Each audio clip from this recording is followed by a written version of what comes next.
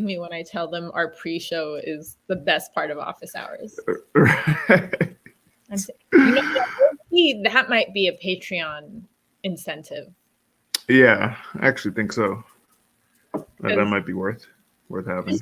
Anyways, hello everybody. Welcome to Office Hours. I'm Nora here with Sto, and today we are talking about debunking or demystifying.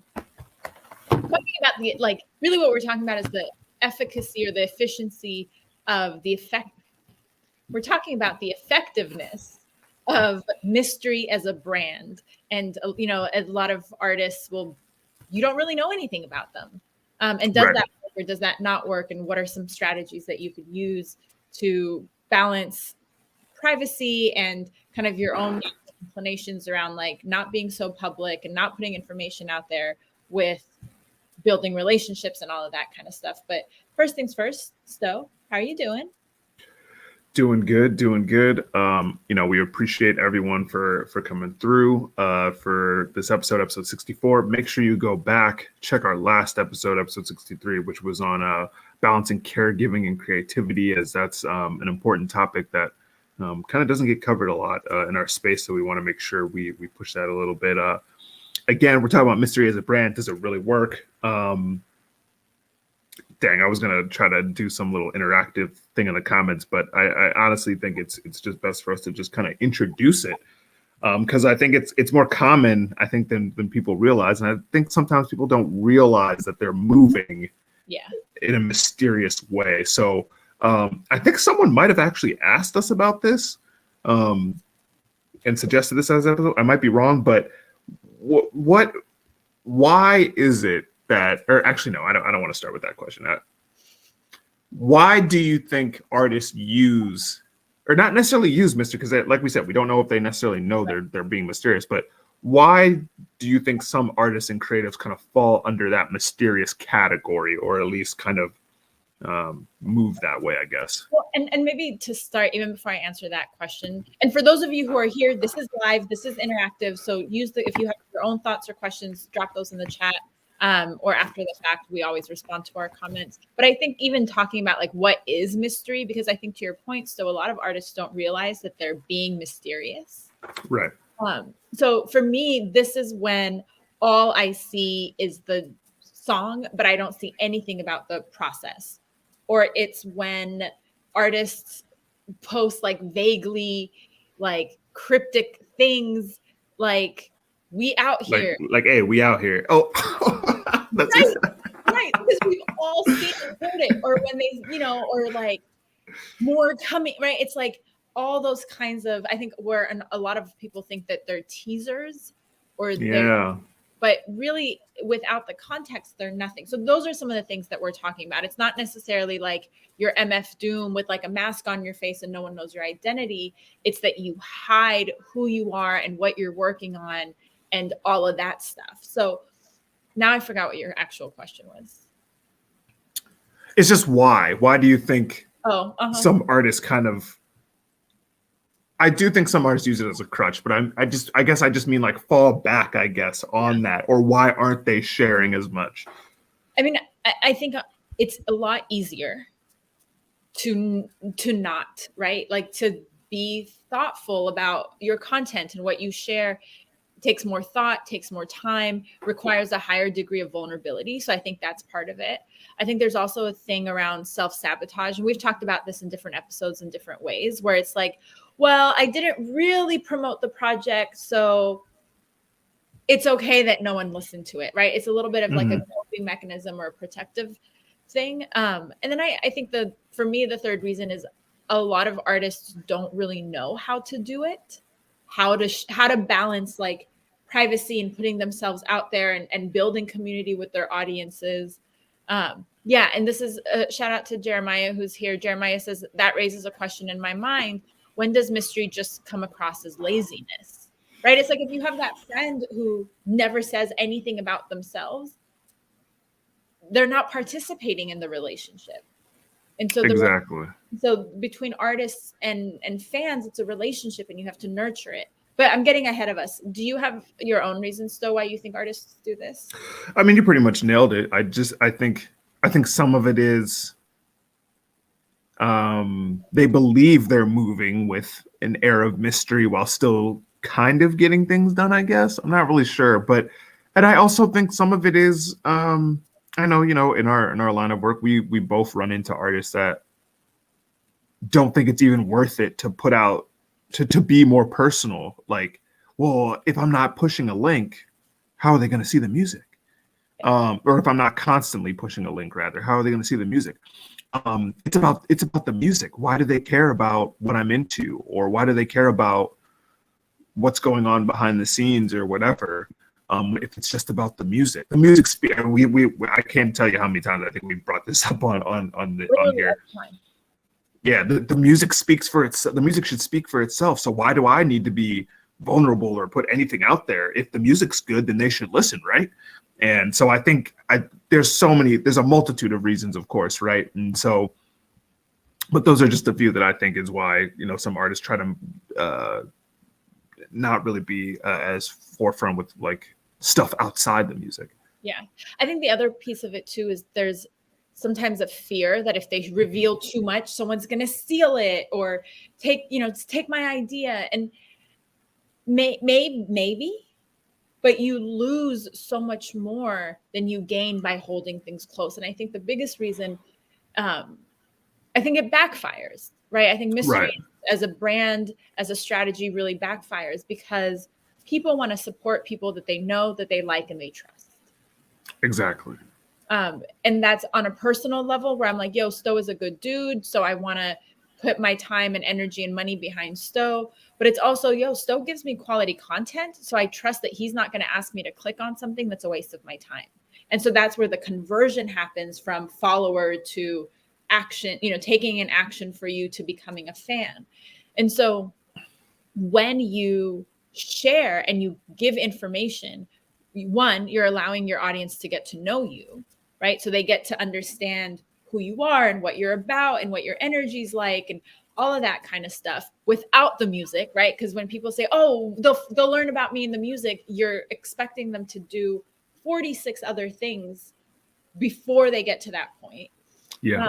But also they understand the context in which you're making that music, right? They understand the context from which you come from. They understand the context around how hard it was to put the project out or what it means to you. And so when they understand context, they're able to invest in you. And when they invest in you, now they have an emotional attachment to you. And that's how you build long-term sustainable fans. So mystery as a strategy really, it holds you back on so many levels. Like I can't stress it enough. Yeah. I mean, I have a lot more to say, but Sto, what do you think? Well, and I want to pick at your big point, because I think you brought this up a couple of weeks ago. And first off, I want to make sure I put this out there. We're not saying it can't be done. But it's just, you can't eliminate certain element. And that's the other part about it. Like, I think sometimes when we talk like this, I think some artists are like, oh, well, I don't want to reveal every single thing that I'm doing.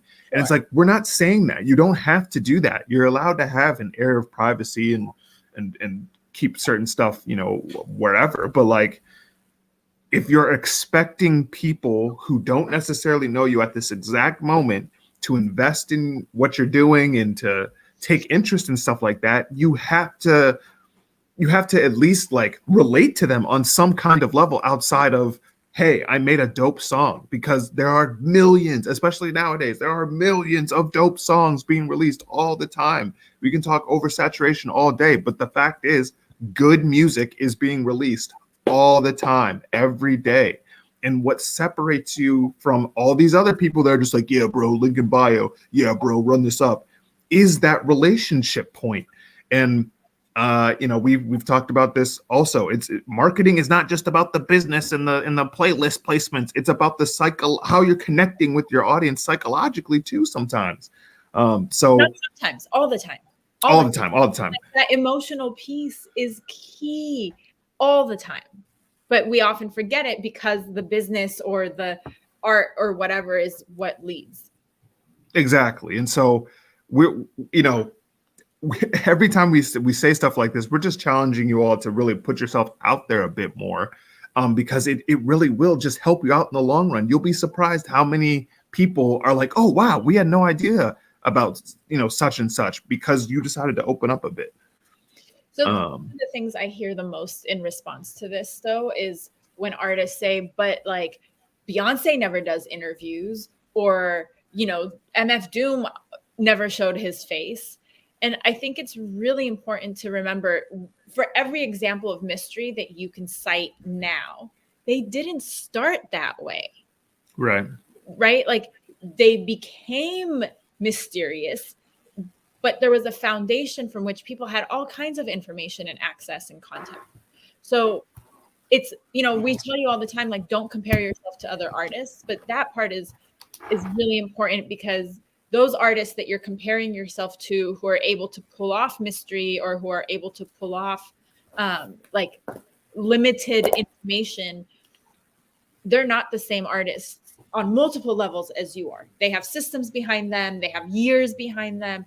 And so that, I just want to point out that comparison isn't a fair one to make on your own behalf, because y'all, you're not Beyonce, you're not MF Doom, you're not like whoever else is playing mystery in the world. And so you can start more open and close up. That's a lot easier to do than to start closed and then open up. Than to start closed and then still have an audience for which to open up.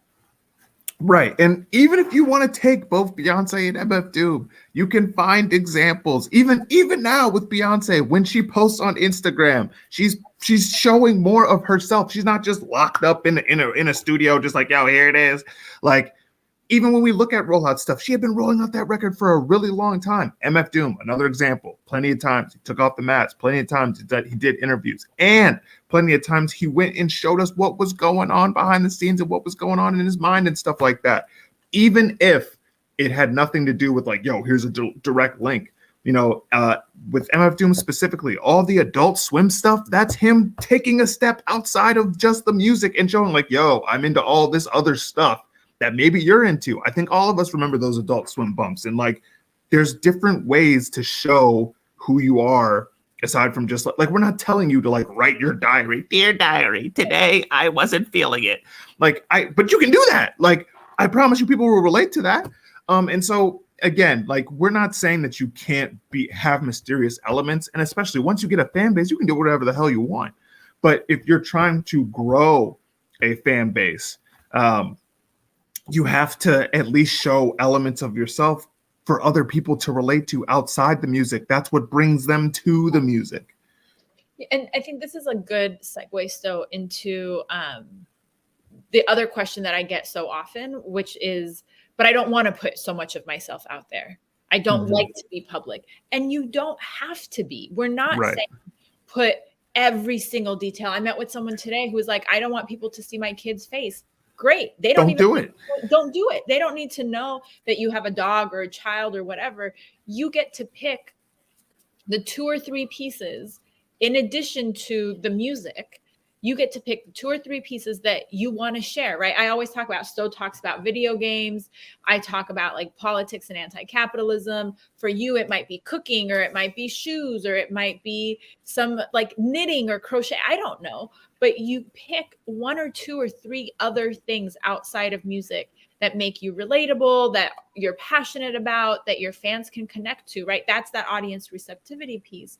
And you can just share it. It doesn't have to be perfectly curated. It doesn't have to be highlighted, but the practical piece of this is write more than 2 or 3 words in your Instagram captions. That's so important. That's literally that's what we're talking about in this episode, is like, use your words, y'all. Like, the part of the failure of mystery is that you're expecting your audience to connect the dots and figure it out. Exactly. And if you haven't given them enough information, if you haven't given them enough context, if they don't care enough about you yet, they're not going to do that. Plus, they're already overworked, stressed, burnt out, dealing with 86 million other things, scrolling quickly, multitasking. It's a big ask that you think they're going to put 1 + 2 + 3 + 4 together and solve the equation. So easier you make it for them, the more they will find it, connect, buy in, do all the things that we talked about. And then once they're already at that level, then you can start to introduce mystery, right? Mm-hmm. But y'all, it's expecting your audience to connect the dots unless you've already trained them and unless they've already done, like unless that foundation is there. Mystery is like advanced math. Most of you are like level 1 or 2, right? Early career, early stage. I don't know why I'm using math metaphors, but here we are. Also, shout out to Jordan Taylor, who's here. Glad you got to come on live. Thank you. Happy Nowruz to everybody. It's Persian New Year. So happy New Year, y'all. But back to our regularly scheduled. No, it's good we covered it. It's the only thing I wanted to make sure to cover is just that, like Nora said, it takes time to get to that point. The caption thing, that's what it was. The IG caption thing. That's so important because some artists, some of y'all watching this right now think like, oh, it's Instagram. Why do I need a caption? Nobody reads captions. But it's the next natural course of action when they see a visual that catches their eye. So many of you, and I mean so many of you, post such good content and pictures and video on Instagram, but then your caption is just like, yeah, bro, we out here. What? You just went on. I read a post earlier today of someone who just came back from like a big show and had linked up with a ton of people and all this stuff. It's like, yeah, we here. We where? Where are we? Where are we, man? Like your fans, and that's the other part I'll mention here is that like your fans don't always understand like how the music industry works. Yeah. So like you're out here like, we just had South by Southwest. Some fans don't know what that means. And some fans think that it's just like this big like festival that they probably think Beyonce's at. But like you showing up and doing stuff there is important. So it's up to you to break that down. And the same thing goes with the album creation process. I tell almost all my clients this. There are some people out here who think you walked into a booth one day on a Monday, knocked out a verse in 30 seconds, and then decided to put it out on the internet. And now you're going back to your high-rise apartment to smoke blunts on the rooftop and then go out later that night. When all of us in this room right here know that that's not the case. But unless you show them the process, unless you show them in the studio, unless you show yourself rehearsing and working towards your show and how the album comes together and how collaborations work and how you make a beat and how you mix a record and all this other stuff that goes on, they are never going to know. Some of you really do expect your fans to just be like, oh, snap, new record out. Let me just run that up because I know that he's going to get money from this and that. They don't know better. It's not their fault. But it's up to us, unfortunately, in this independent landscape to educate our fans. Because they're not going to figure it out on their own. They think in some cases, some people think y'all out here, they think that you are Drake or you are Beyonce because you're a rapper or you're a vocalist. So you clearly must you already got money coming in. You already got shows lined up. What do you need my help for? But when you break it down and show that process, now they understand, oh, that's why they need our support. That's why they need our help and stuff like that. My bad. No. I mean, that's exactly it. And I think oftentimes this is how I explain it to my clients. If you come to my house and I have food on the table, you're going to eat, maybe you're going to say thank you, and you're going to walk out the door. But if you come and I'm cooking and you can smell the food and you see, and you come and you like peek and you see me use the spices and maybe I get burned and I'm like, ow, oh no, but it's good. I'm still cooking. And then you come and you peek under the lid and you see the rice and you smell the stew. By the time I put that food in front of you, your mouth is watering and you're going to be so grateful to eat it. And it's going to be so delicious and you're going to sit down, right? That's the difference. You got to show people, and I'm not worried that, oh, you're going to steal my recipe. I'm glad that you're invested in the process. You understand it. And that's going to literally make your mouth water and anticipate and want to support me. So that next time I'm like, yo, I'm cooking, you're going to say, how can I help? What can I bring you?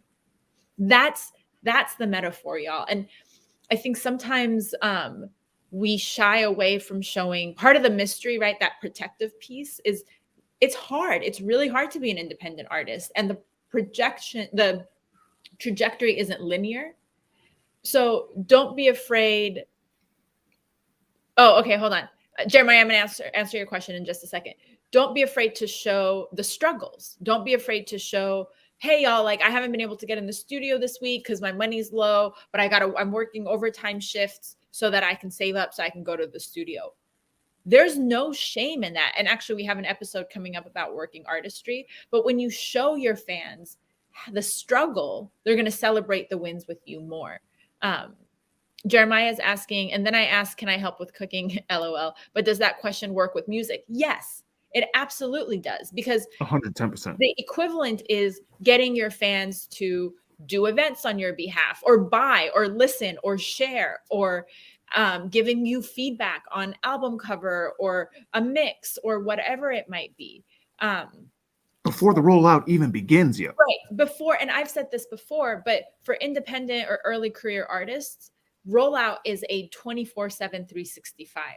Even if you're not in active like promo mode, you sharing about yourself, you talking about your daily life, you telling the stories, that's all promo, because then right? They like you, they care about you, they trust you, so that when you have something to offer, they're so receptive to it.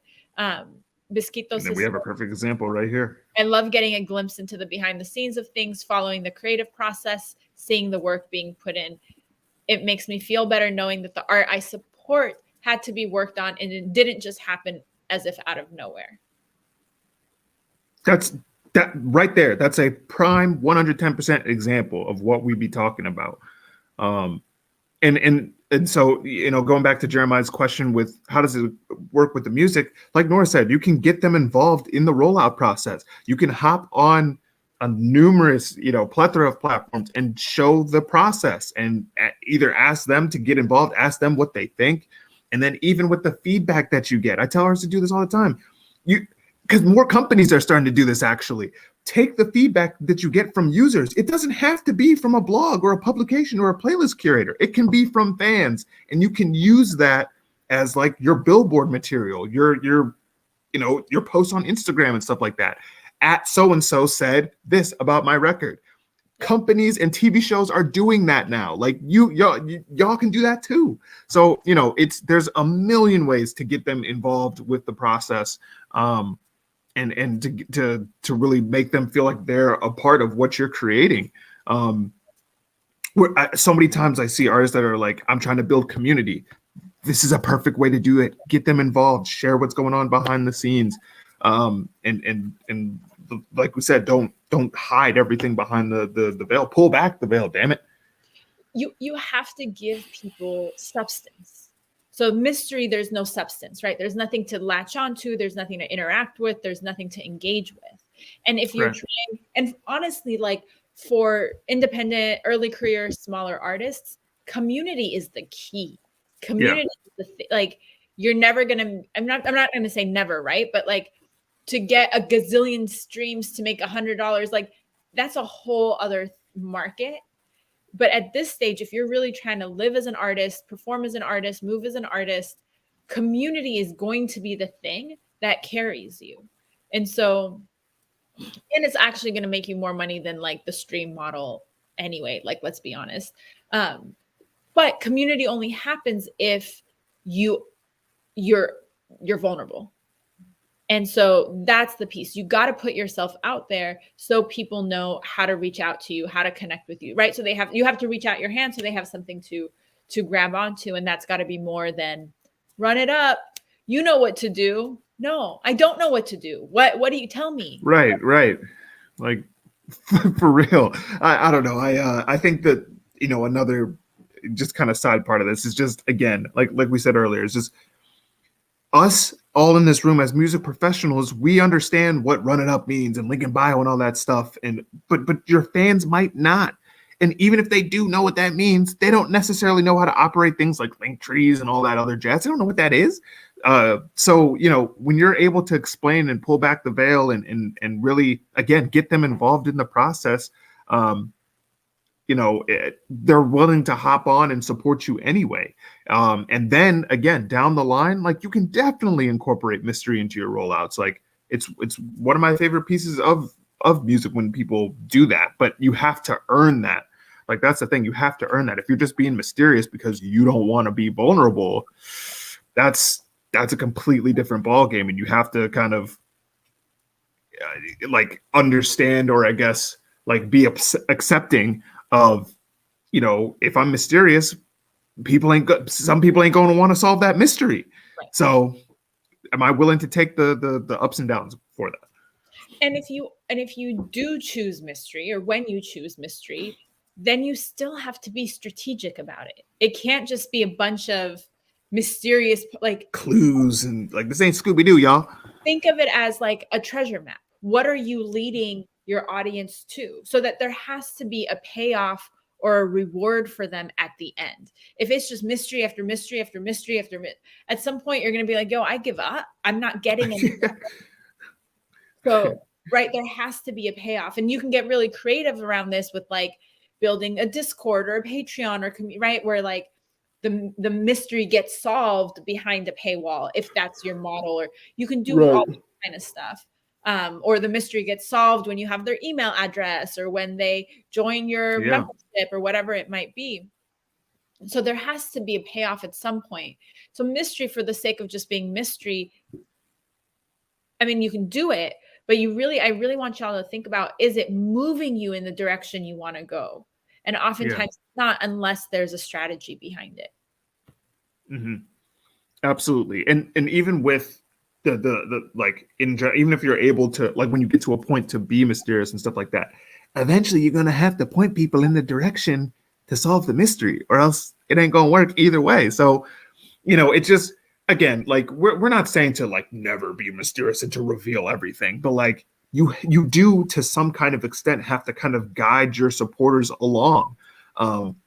If you're not necessarily telling them what direction to go in or what to do, they're not always going to figure it out on their own. And in some cases, even if they want to figure it out on their own, they may get distracted by something called the internet that causes them to go into a billion different directions anyway. So it just helps to be at least a dash vulnerable, and to bring down the veil of mystery at least a bit.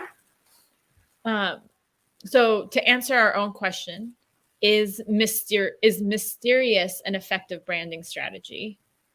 No. For most of you, no. Nope. But don't be afraid to be vulnerable and put yourselves out there.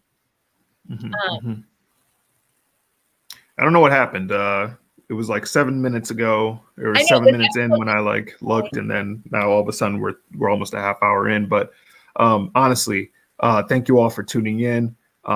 Leave us comments down below, because some of y'all writing a Sherlock Holmes novel right now. So let us know what kind of, you know, mystery that you're harboring behind your accounts and stuff like that, and let us know if it's an effective strategy and what strategies are working for you. Also, on the flip side, let us know if the vulnerability works. Let us know what strategies you've used to get your audience and supporters in the right direction. As always, check the links in the description. Both me and Nora have our link trees below with our services and stuff that we're working on. Nora's about to be out here on tour here in a minute.